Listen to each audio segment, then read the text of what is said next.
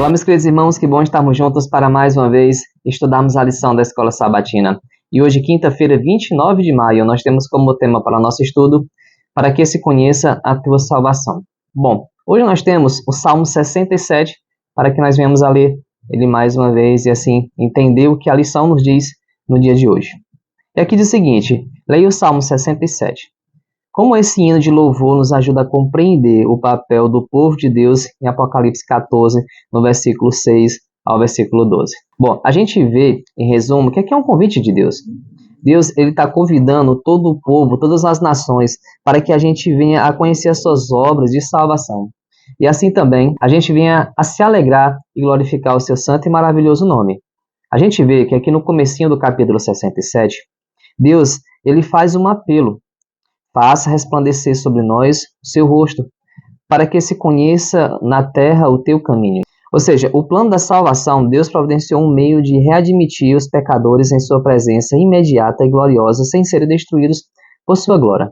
E mesmo agora, a cruz de Cristo torna possível que o rosto de Deus resplandeça sobre nós. Bom, amados irmãos, existe um momento no qual o povo de Deus, que estava sendo guiado ali pelo deserto, pelo próprio Deus, eles iam estar na presença de Deus. Mas eles pediram que Moisés fosse ali representar eles, pois eles tinham medo de morrer quando viesse a ver a Deus. Ninguém nunca viu a face de Deus. Moisés ainda chegou a ver Deus pelas costas. E a Bíblia diz que o rosto dele brilhava como o sol. A luz era muito forte que ninguém conseguia olhar para Moisés. Amados irmãos.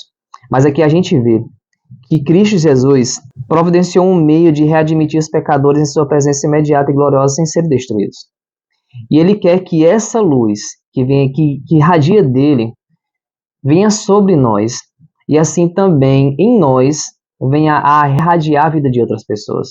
Sim, nós desse mundo de trevas temos que ser luz. Essa é a vontade de Deus para nossas vidas. Que a gente venha ser luz nesse mundo que é tão conturbado, nesse mundo que é tão ruim.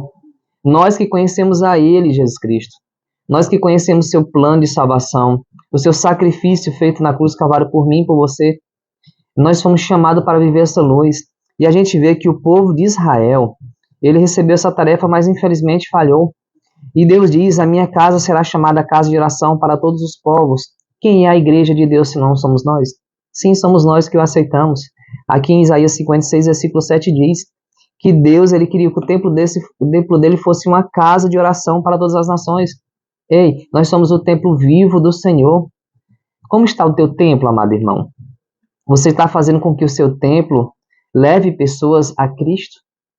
Você está fazendo com que o seu templo pregue sobre Cristo? A gente tem que entender que nós somos pequenos cristos aqui nessa terra. Sim, nós devemos andar como Cristo andou. E com certeza, o Senhor tem dado chances, oportunidades. Ele tem nos orientado bem, não é verdade? Mas infelizmente nós acabamos ignorando todos os ensinos, as orientações de Cristo.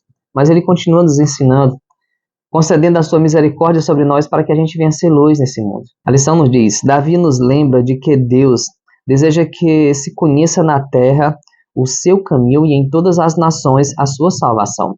Mas infelizmente o povo de Deus muitas vezes falhou nesta tarefa. A história de Israel do Antigo Testamento contém capítulos obscuros, assim como a história da igreja cristã nos últimos 2000 anos. É como se a gente tivesse pintado o nosso coração com uma substância muito escura que absorve a luz de Deus sem refleti-la. E a lição ela nos fala sobre uns engenheiros do Instituto de Tecnologia de Massachusetts, nos Estados Unidos. Eles criaram um revestimento preto que torna quase invisível objetos pintados com ele. Se você pesquisar no Google, você vai ver que colocaram a pedra mais brilhante que existe hoje na Terra. E usaram essa substância sobre essa pedra. E essa pedra, ela não conseguiu ser mais vista. Ou seja, a luz que tinha nessa pedra, ela foi camuflada por esse material que foi criado a partir de nanotubos. Amados irmãos, a lição está nos dizendo que você que não reflete a luz de Deus, a luz de Cristo, não é luz nesse mundo, é como se você tivesse colocado esse material denso em seu coração. É como se você tivesse pintado o seu coração com a substância escura que não absorve a luz de Deus, que não reflete a luz de Deus. Ei, vamos analisar a nossa vida. Vamos ver em quem a gente está firmando a nossa vida. A nossa vida está refletindo o caráter de Deus, o caráter humano ou o caráter do inimigo? Vamos fazer essa análise e mudar o quanto antes. Apocalipse 14, em especial no versículo 12, fala dos remanescentes. Que eu e você venhamos a ser esse remanescente.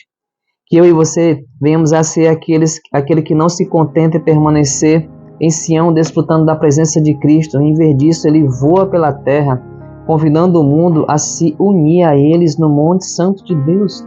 Sim, que a gente venha ser boca de Deus nesse mundo de trevas, anunciando a volta de Jesus Cristo, fazendo com que, conduzido pelo Espírito Santo, as pessoas se arrependam dos seus pecados e deixem Cristo trabalhar em suas vidas, tirar as impurezas que existem no seu coração, trazer tudo novo, trazer um coração puro e assim serem preparados para a eternidade. Amém? Vamos orar? Maravilhoso Deus e eterno Pai, assim como a gente estudou neste dia de hoje, que a gente venha ser luz nesse mundo de trevas, que a gente venha ser a Tua boca nesse mundo, Senhor, que a gente venha falar da Tua bondade, do Teu amor, da Tua misericórdia, dos Teus planos, da Tua volta, que em breve acontecerá. E assim, que nós venhamos a permitir o Espírito Santo trabalhar em nossas vidas e nos preparar para a eternidade. Em nome de Jesus, amém.